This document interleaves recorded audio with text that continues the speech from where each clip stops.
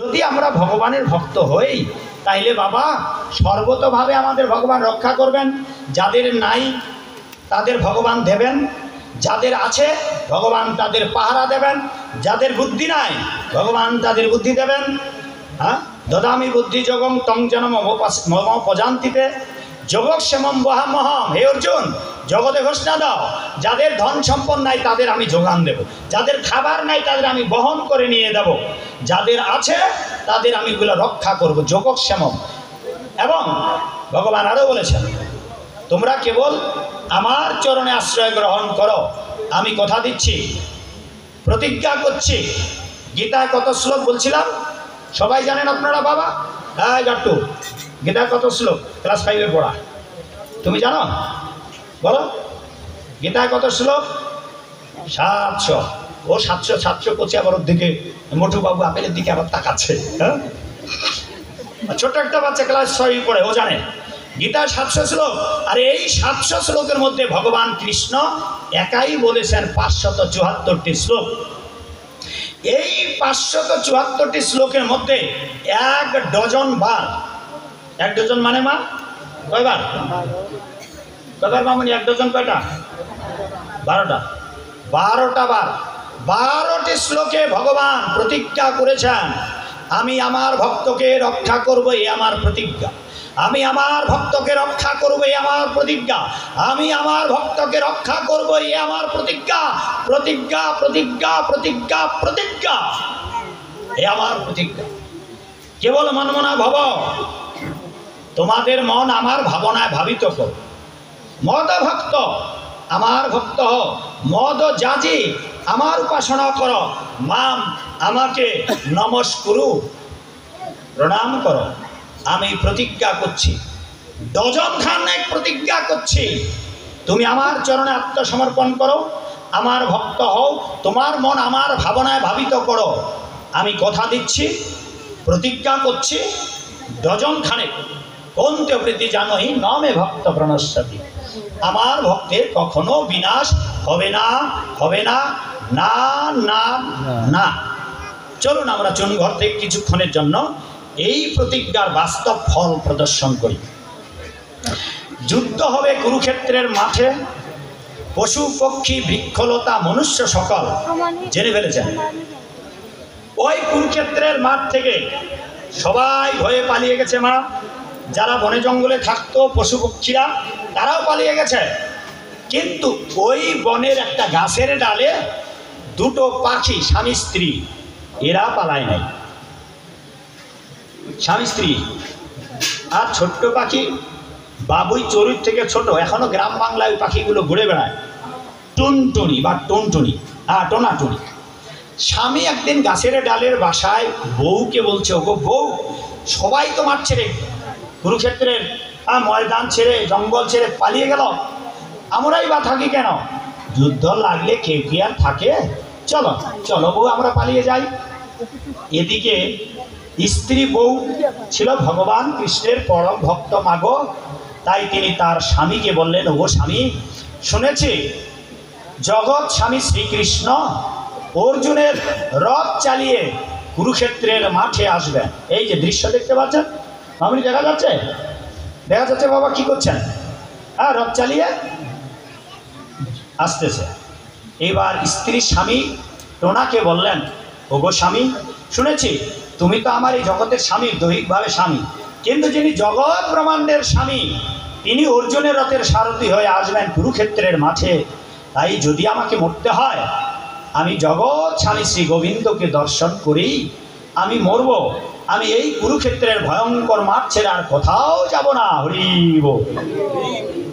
ওদিকে স্বামী টোনা বউকে বলছে, হরে বউ, এমনি কি আর বলে, নারী জাতির মাথার বুদ্ধি কম। তুমি জানো কৃষ্ণ আসবে, ঠিক আছে, এটা আমিও জানি, কিন্তু তুমি এটা জানো না। বউ বলতেছে, কোনটা জানি না? তুমি কি জানো পাণ্ডবদের পরম আত্মীয় এই কৃষ্ণ, আর কৃষ্ণের আপন পিসিমা হচ্ছে পাণ্ডবদের মা, কি নাম মায়ের? কুন্তি রানী। এই কৃষ্ণ তার পিসিমার কাছে প্রতিজ্ঞা করেছেন, পিসিমা, আপনার 5 পুত্রকে যুদ্ধে নিয়ে যাচ্ছি, যেভাবে অক্ষত অবস্থায় নিয়ে যাচ্ছি, যুদ্ধের অবসানে কৌরবদের বিনাশ করে আপনার পঞ্চপুত্রের জয়লাভ ঘটিয়ে অক্ষত অবস্থায় আপনার এই 5 পুত্রকে আপনার কাছে দিয়ে যাও। এ আমার প্রতিজ্ঞা। চন্দ্র যদি দ্বিখণ্ডিত হয়, সূর্য যদি নিষ্প্রভ হয়ে যায়, হিমালয় যদি দ্বিখণ্ডিত হয়, পৃথিবী যদি খণ্ডিত হয়, আমার প্রতিজ্ঞা সত্য সত্য সত্য হবে। ভেবে দেখো বউ, 5 ভাইকে রক্ষা করতে হবে কৃষ্ণকে। যুদ্ধের ময়দানে, যুদ্ধের মাঠে যুধিষ্ঠির, ভীম, নকুল, সহদেব, এরা 4 ভাই মাঠে যুদ্ধ করবে। আর যেই রথখানা কৃষ্ণ চালাবে, ওই রথের পেছনে সবচেয়ে প্রিয় সখা কে যুদ্ধ করছে মাগো? অর্জুন। ভেবে দেখো বউ, মাঠে 4 ভাই, ওই মাঠে 4 ভাইকে কৃষ্ণ রক্ষা করবে। নিজে যেই রথটাতে চালাচ্ছে, ওই রথের পেছনে, রথ চালাবেন, ওই রথের পেছনে সখা অর্জুন যুদ্ধ করবে। ভেবে দেখো, মাঠে 4 ভাই, নিজের রথের পেছনে অর্জুন তাদের রক্ষা করবে, অর্জুনকে বাঁচাবে, নিজে রথ চালাবে, আর নিজের উপরে যে বান আসবে সেই বান থেকে নিজেকে বাঁচাবে, নাকি গাছের ডালে বাসা বেঁধে থাকা তোমার মতো আমার মতো টুনটুনিয়া টোনারে বাঁচাবে? রে বউ, খেয়ে কাজ নাই, চল চল ওরে মার সোনা বউ, লক্ষ্মী বউ, টুনটুনি বউ, চল বউ চল, ওরে সোনা পাখি চল, তুই যদি বাঁচতে চাস চল আমার সাথে চল, নইলে এই ভয়ঙ্কর যুদ্ধের মাঝে আমি থাকবো না। মা গো, হঠাৎ বাপ বাড়ি ছেড়ে চলে গেল, আর আপনি রয়ে গেলেন। আপনার আর ঘুম হবে মা, আর আপনার গর্ভে বাচ্চা, যুদ্ধ লেগেছে, আপনি বলছেন আমি যাব না, আর স্বামী বলছে আমি চলে গেলাম, ব্যবস্থা হবে না। দেখুন, এইবার জগৎ স্বামী শ্রী গোবিন্দ, ওদিকে স্বামী টোনা চলে গেছে, এদিকে টুনি জগৎ স্বামীর বিরহে গাছের ডালে বাসা, এতদিন যেই স্বামীর সঙ্গে আনন্দ ফুর্তি করে সংসার করেছিল বাবা, হঠাৎ সেই বিছানায়, সেই বাসায় স্বামী নেই। তাই বিরোহিনী কাতরা টুনি এবার গাছের তলা থেকে, গাছ থেকে নিচে নেমেছে। নিচে নেমে ওই কুরুক্ষেত্রের মাঠে ধুলো ধূসরিত জায়গা গর্ত করে বসবাস করছে, খড়কুটা জোগাড় করে। জগৎ স্বামী শ্রী গোবিন্দ কবে কুরুক্ষেত্রে আসবেন? একদিন যুদ্ধের দামামা বেজে উঠেছে, চারিদিকে কোলাহল, কৌরব সেনা পাণ্ডব সেনা সমাসীন। হঠাৎ ভগবান কৃষ্ণ অর্জুনকে সখাকে বললেন, ঘন্টা আছে এখানে প্রভু, ঘন্টা দেন।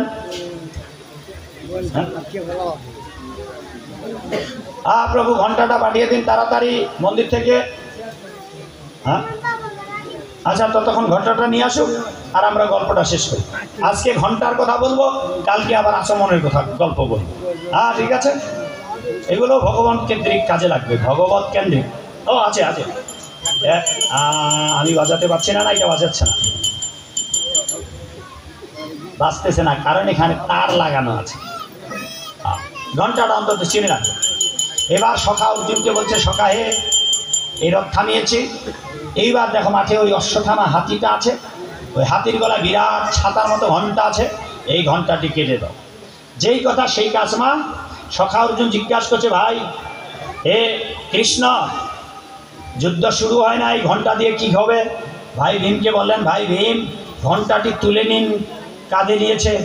এইবার অর্জুনকে বললেন, সখা, আমার একজন পরম ভক্ত আছে, ছোট্ট একটা পাখি, হ্যাঁ কি বাবা, একটা তুচ্ছ পাখি, টুনটুনি, স্বয়ং ভগবান, যিনি অঙ্গুলি তুরি মেরে জগৎ ব্রহ্মাণ্ডকে উদ্ধার করতে পারেন, সেই ভগবান এত দরদি, এত কৃপাময়, তিনি একটা ছোট্ট পাখিকে উদ্ধার করতে যাচ্ছেন, আর নিজে তো যাচ্ছেন, সাথে 2 জন ভক্ত ভগবান, ভীম এবং অর্জুনকে। যেতে যেতে মাগো গাছতলায় গিয়েছেন, যেখানে ভগবান শ্রী গোবিন্দ না, যেখানে টুনি বাসা বেঁধে আছে, বিরহে কাতরিনী ভগবান শ্রী গোবিন্দকে দর্শন করে লুটিয়ে পড়েছেন চরণে, আর কেঁদে কেঁদে মিনতি করেছেন, হে নাথ, হে জগন্নাথ, হে অন্তর্যামিনী জগৎ স্বামী প্রভু আমার, তুমি তো আমার সকলেই জানো, হে নাথ, আমার স্বামী টোনা চলে গেছে, আপনার প্রতীক্ষায় আমি এখানে প্রহর গুনছি, কৃপা করো না, আমি আপনার চরণে নিজের প্রাণ বিসর্জন দিতে চাই। আমি আমার প্রাণ ত্যাগ করে আমার পক্ষী জনম ধন্য করতে চাই। ভগবান কৃষ্ণ বললেন, টুনি, মনোযোগ সহকারে শুনুন, টুনি, তোমাকে আর কিছুকাল অপেক্ষা করতে হবে। কুরুক্ষেত্রের যুদ্ধ সমাপ্তির পর আমি তোমাকে উদ্ধার করব, এর আগে নয়। টুনি বললেন, হে প্রভু, এই ভয়ঙ্কর ভীষণ যুদ্ধে আমি কি করে এখানে থাকবো? কারণ অর্জুন পাণ্ডব সেনারা আর কৌরব সেনারা এরা ব্রহ্মাস্ত্র, পাশুপাদস্ত্র, বায়বীয় অস্ত্র, আগ্নেয়াস্ত্র, ভয়ঙ্কর বাণ নিক্ষেপ করবে। আর এই বাণের তোরে আমি তো সামান্য পক্ষী, ওর তো বাণ লাগার লাগবে না, ও তো গন্ধে আমি মরে যাব। বললেন যে তুমি চিন্তা করো না, এই ভাই ভীমের কাঁধে যে ঘন্টাটা আছে, এই ঘন্টা দিয়ে তোমাকে ঢেকে দেওয়া হবে, বিরাট ঘন্টা। আরে ছাতার মতো ঘন্টা হলে টুনটুনি পাখি কেন? আমার রবিজা গুরু ভাইকে তো ঢাকা যাবে মা, দেখবেন বড় বড় দোকানগুলোতে বিরাট ছাতা, হ্যাঁ, এই 2-3 গুরু ভাই ঢাকানো যাবে। এইবার টুনিকে ঢাকতে গেছে, ভাই ভীমকে বলেছে, ভাই ভীম ঘন্টা দিক দিয়ে ঢেকে দিন। যেই ঘন্টা ঢাকতে গেছে, টুনি বলছে, প্রভু দাঁড়ান দাঁড়ান। কেন? যে আপনি যদি এই ঘন্টা দিয়ে আমাকে ঢেকে দেন, আর কুরুক্ষেত্রের যুদ্ধ কতকাল চলবে, আর ওখান থেকে তো আমি বেরিয়ে হতে পারবো না। না খেয়ে হে প্রভু, তোমার অদর্শনে আমি ওখানেই মারা যাব, তবে তো আমার পক্ষী জনম বিনষ্ট হয়ে গেল, ঠিক হলো আমার জীবনে। তাই কৃপা করে আপনি আমায় রক্ষা করুন। ভগবান কৃষ্ণ বললেন, টুনি কোনো চিন্তা করো না, হে টুনি তুমি কোনো চিন্তা করো না, কুরুক্ষেত্রের যুদ্ধ কতকাল হবে হোক, এইটা নিয়ে তোমাকে ভাবতে হবে না। আমার আশীর্বাদে ওই ঘন্টার ভিতরে তুমি যতকাল থাকবে, তোমার আমার আশীর্বাদে তোমার কোনো ক্ষুধা তৃষ্ণাই লাগবে না। হরি বল। এবার ঘন্টা দিয়ে ঢাকা দিয়েছে মাগো। এদিকে যুদ্ধ শুরু হয়ে গেছে। কিসে পড়ো মামুনি, কিসে পড়ো? হ্যাঁ, তুমি কি জানো কুরুক্ষেত্রে যুদ্ধ কত সময় হয়েছিল? জানো না? মামুনি তুমি কিসে পড়ো? হ্যাঁ, কিসে পড়ো তোমরা দুইজন? তুমি কিসে পড়ো? হ্যাঁ, পরীক্ষা দিচ্ছ, তুমি কিসে পড়ো? কলেজে। তোমরা দুইজন জানো? তুমি জানো? তুমি জানো?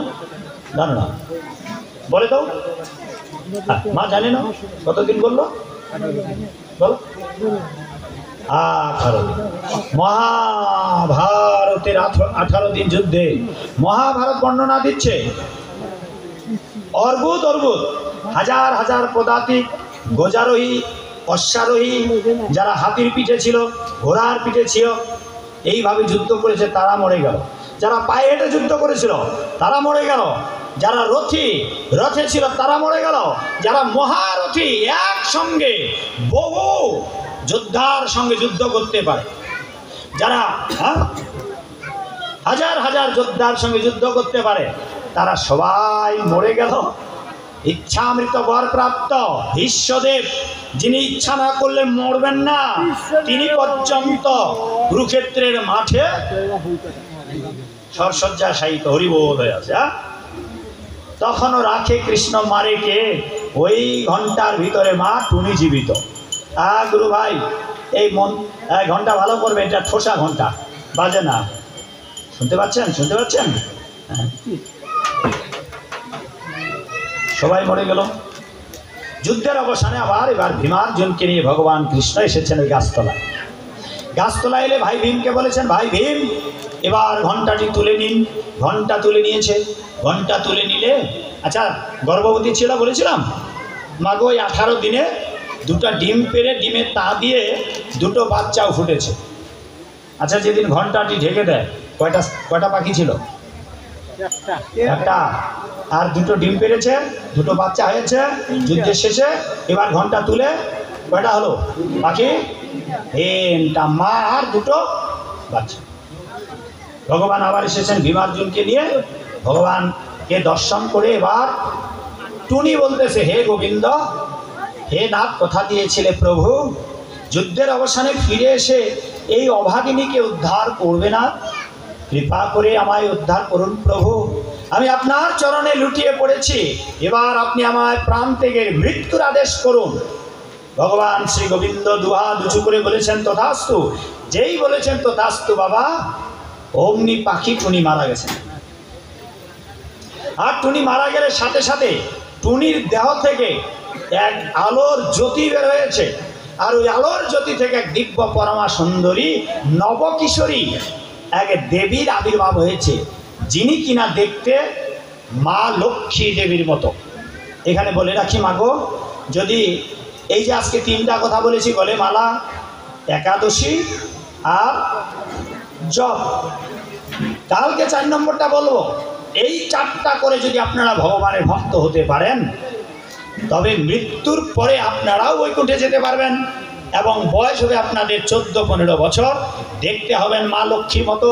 একইভাবে বাবা, আপনারা আগামীকালকে একটা কথা বলবো, আর আজকে 3টা পালনের মধ্য দিয়ে, কালকের ওইটা পালনের মধ্য দিয়ে যদি গীতার আদর্শে ভগবান রাধা গোবিন্দের ভক্ত হতে পারেন, মৃত্যুর পর আপনাদের বাড়ির দরজায় মাগো ভগবানের 2জন ভক্ত আসবে, এদের নাম সুশীল এবং পুণ্যশীল। এবার ওই কুরুক্ষেত্রের মাঠে ভগবানের দিব্য একখানা রথ চলে এলেন, সেই রথে 2জন ভগবানের ভক্ত, এই সুশীল আর পুণ্যশীল, যাদের হাত 4খানা, আপনারা মরে গেলে আপনাদেরও 4খানা হাত হবে, আর ওই 4খানা হাতে শঙ্খ চক্র গদা পদ্ম নিয়ে আপনি থাকবেন। ভগবান শ্রীকৃষ্ণ বললেন দেবী, মাগো যে কিনা একটু আগে টুনি ছিল, এবার দেবীকে বললেন, দেবী এই যে রথ এসেছে, এই রথে উঠে তুমি এবার বৈকুণ্ঠে চলে যাও। শুনুন, একটু সময় আর মন চঞ্চল করিয়েন না, এই গল্পটা এই জন্মে নয়, মরে যদি গিয়ে ভগবানের কাছে না যেতে পারেন, পরজন্মে মানুষ হয়ে জন্মালে আবার এই গল্পটাই শুনতে হবে আপনাদের। সুতরাং এটা খুব গুরুত্বপূর্ণ গল্প, এটা কেবল এই জন্মের গল্প নয়, পরজন্মেরও গল্প। এইবার ভগবান বলেছেন তুমি এই রথে উঠে বৈকুণ্ঠে যাও। ভগবান শ্রী গোবিন্দকে 4 বার প্রদক্ষিণ করে চলে যেতে হচ্ছে। আচ্ছা, এইবার ভগবান শ্রী গোবিন্দকে 4 বার প্রদক্ষিণ করে রথে উঠেছেন দেবী। রথে উঠলে বিদায়কালে আবার কান্না শুরু করেছেন। কেন মাগো বিদায়কালে কান্না করছেন বাবা? ভগবান শ্রী গোবিন্দকে বলছে, হে নাথ, হে জগন্নাথ, আমারও 2টো বাচ্চার বাবা টোনা কোথায়, কি করছে টোনা? টোনা কি হয়েছে মা? ওই মামনিরা, টোনা কোথায়? টোনা পালিয়ে গেছে। এইবার ভগবান কৃষ্ণকে ওই দেবী বলছে, আমার এই 2টো বাচ্চা, ওদের বাবা চলে গেছে, আমি অভাগী মা, আমি আপনার বৈকুণ্ঠে চলে যাচ্ছি। ওরা ঘন্টার ভিতরে জন্ম নিয়েছে, ভালো করে খেতেও জানে না, উঠতেও শেখে নাই, তো ওদের কি গতি হবে? ভগবান শ্রী গোবিন্দ বললেন, দেবী তুমি কোনো চিন্তা করো না, আমার আশীর্বাদে জগৎ সংসারে ওরা সুখে থাকবে, মরে যেদিন যাবে তোমার মতো ওরা দিব্য দেহ পাবে, আর তোমার মতো দিব্য দেহ পেয়ে তুমি যে বৈকুণ্ঠে যাচ্ছ, তোমার এই 2টো বাচ্চাকে বৈকুণ্ঠেই পাবে। হরি বল। আপনারা যদি মৃত্যুর পর বাবা আমাকে ফিরে পেতে চান, আপনারা যদি মৃত্যুর পর আপনার সন্তানদের ফিরে পেতে চান, রাখে কৃষ্ণ মারে কে, তাইলে আপনাদের আজকে যে 3টা কথা বললাম বাবা, এই 3টা পালন করার চেষ্টা করুন। আর আজকে এই পর্যন্তই। রাখে কৃষ্ণ মারে কে। স্বামী টোনা চলে গেল, কিন্তু তার আর গোবিন্দ দর্শন হলো না। ওদিকে টুনি না যাওয়ার ফলে যুদ্ধেও বেঁচে গেলেন, গোবিন্দকেও পেলেন। গোবিন্দের কাছে নিজের সন্তানদের মঙ্গল কামনা প্রার্থনা নিয়ে তিনি গোবিন্দের কাছে চলে গেলেন। আমরাও যেন সবাই গোবিন্দের কাছে যেতে পারি। আগামীকাল আপনারা আবার আসুন, এই সময় আপনাদের সাথে দেখা হবে। সেই পর্যন্ত সবাই ভালো থাকুন। জয় শ্রী